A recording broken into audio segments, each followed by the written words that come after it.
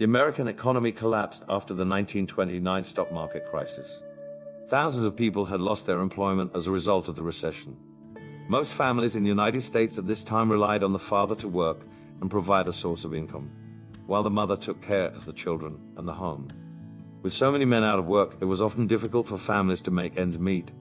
Parents had to cut shortcuts.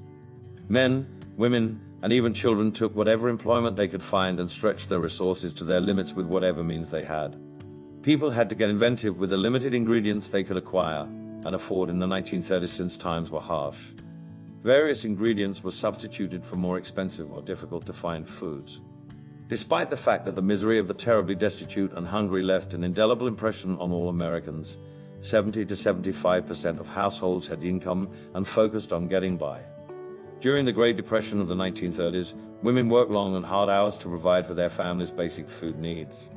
The meals were filling and contained few ingredients. Homemakers adopted a number of ways to get by. Eggs were a critical source of protein and a must-have commodity for Depression-era households that were making do.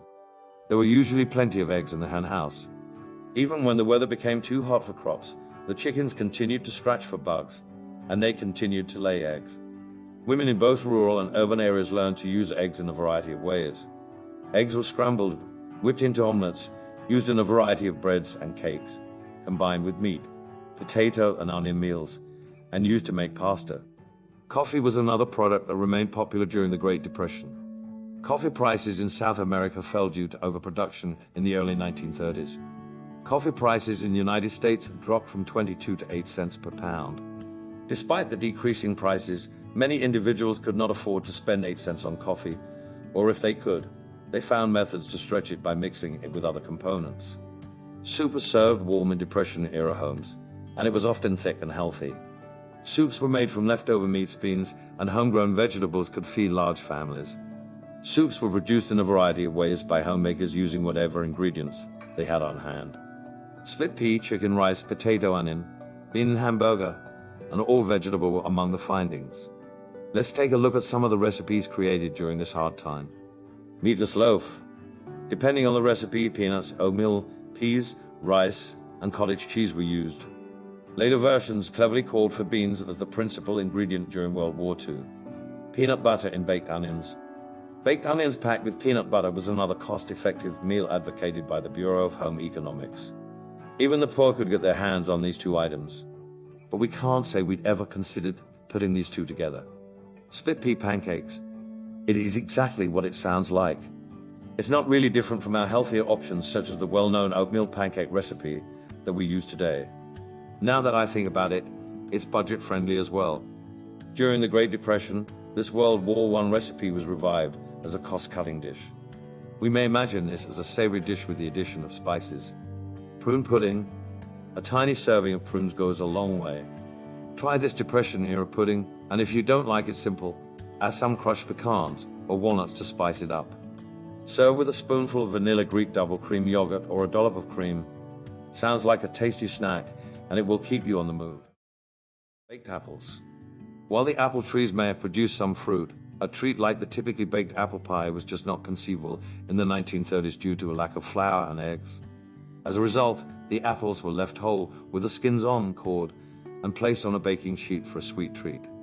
Sugar and cinnamon were used to enhance the sweetness of the cooked apples. Sounds pretty good to me. Bacon roll-ups. Cutting up stale bread, spreading it with butter or cream cheese if it was available, rolling it up, and placing a slice of bacon on top. Placing the bacon rolls in a single sheet in the oven to bake allowed the bacon taste to permeate the bread and fry up pretty crispy, extending the burst of bacon flavors and then fixing it with a toothpick. Spaghetti with boiled carrots and white sauce. It was pasta with boiling carrots that had been cooked until mushy. Milk, flour, salt, margarine, and a pinch of pepper were used to make the white sauce.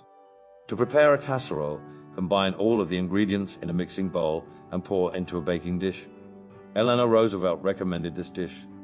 Cream chip beef. Cream chip beef, a simple and inexpensive dish made using dried and salted beef, beginning in New Jersey and the Mid-Atlantic. To make it at home, make a roux by melting 2 tablespoons of butter in a pot over medium heat and adding 2 teaspoons of flour. Slowly pour in milk, whisking constantly until it thickens and boils.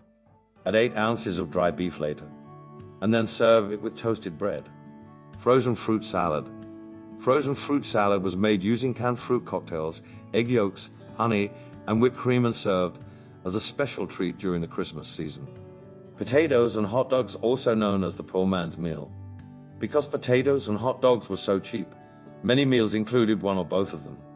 Peel and cube a potato, then brown and soften it in a skillet with oil and chopped onions. Then add the hot dog slices and simmer for a few minutes more before serving. In the 1930s, farms were diverse, with crops in the fields, vegetables in the garden, and fruit in the orchard. Small farms typically bred chickens, eggs, and hogs, and cattle, as well as horses, mules, and sheep for wool and meat. Some farmers kept bees and collected honey from them. The bread was prepared by the women themselves. This self-sufficiency extended to their social lives throughout the Great Depression. Church potlucks and one-dish suppers were popular methods to socialize and share food. Home economists advised women how to stretch their food budget with casseroles and dinners like cream chip beef on toast or waffles on the radio and in women's magazines. Popular dishes included chili, macaroni and cheese, soups, and cream chicken on biscuits. This was a harsh time when parents did all that they could to provide for their families. I hope you enjoyed the video. Click the like button and subscribe for more.